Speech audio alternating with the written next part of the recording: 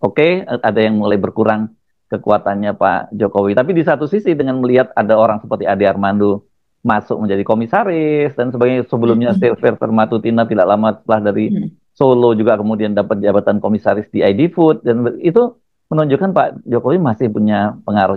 Ade Armando, seorang politisi PSI yang mendapatkan jabatan komisaris di PLN Nusantara Power. Inilah yang saya kira kalau kita mau jujur belakangan ini cukup ramai dan cukup viral di kanal-kanal media sosial, baik di X, baik di IG ataupun di TikTok ya.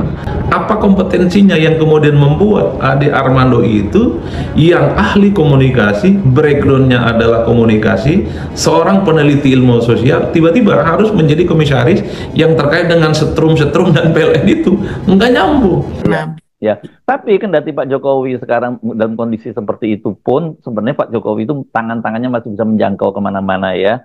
Dan kelihatan sekali dia masih betul. punya peran di pemerintahan dan bisa mengatur pemerintahan. Ini ya kita yang tadi kita bercandain bahwa teman kita Adi Armando, teman saya, ini bukan teman kita ya.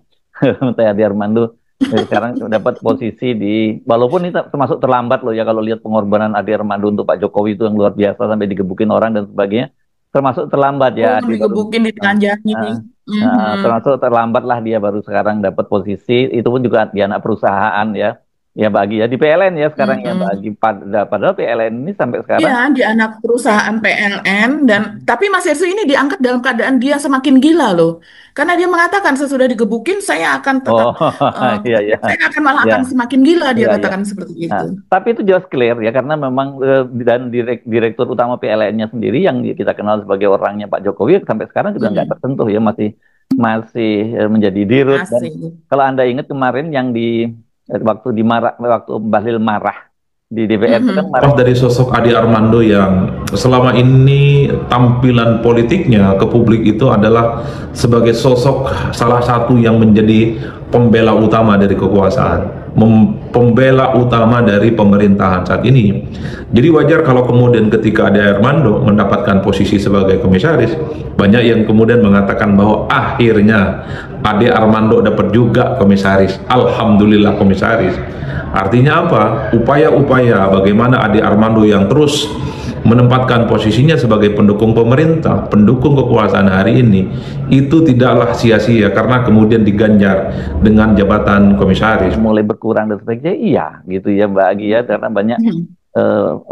artinya tekanan cengkrangan Pak Jokowi juga mulai berkurang itu iya gitu kan misalnya Mhm. saya yang kita bahas kemarin soal KPK yang kok udah mulai berani ngutak-ngutik eh, orang-orangnya Pak Jokowi bahkan Bobi ini. Lalu kita mau terangkan kenapa banyak orang yang masih ya berupaya untuk membela Mulyono itu ya biasa aja tuh. Karena kerumitan pikiran tadi itu. Tadi saya lewat di tangga berjalan eskalator itu. Ada tulisan di situ bunyinya begini. Success is not free. You have to fight for it. Yang tulis itu siapa? Aiman. Pak Haritanu Sudibyo. Haritanu Sudibyo. Tapi mungkin ada orang yang salah baca. Success is not free, you have to jilat for it. Gibran itu diangkatnya Gibran sebagai wapres. Jangan dilihat karena dia anak Jokowi sebagai dinasti. Gibran itu adalah faktor yang menaikkan suaranya Pak Prabowo. Iya, iya. Dan dia itu sudah menunjukkan achievement dia selama ini. Performance dia menurut saya mungkin the best wakil presiden yang ada saat dalam sejarah kita nih. Bandingin sama siapa? Tapi Anda salah orang. Hari ini Anda berhadapan dengan orang yang bukan penjilat. Ya. Udah Oke. cukup. Oke, satu ikan kepancing. Oke, yang saya sebut tadi. Ini kan manusia pecundang yang nggak ada bergunanya buat republik ini.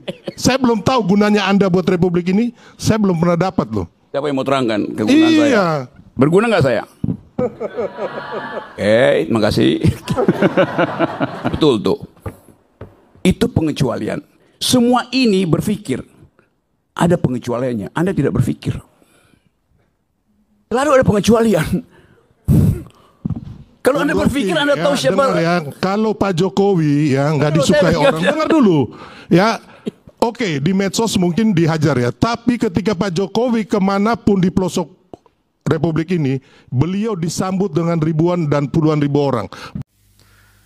Sylvester ancam akan potong kumis Purnawirawan Sunarko dan sebut bahwa surat Purnawirawan ke DPD itu layaknya dibuang aja ke tempat sampah karena sama sekali tak ada urgensinya.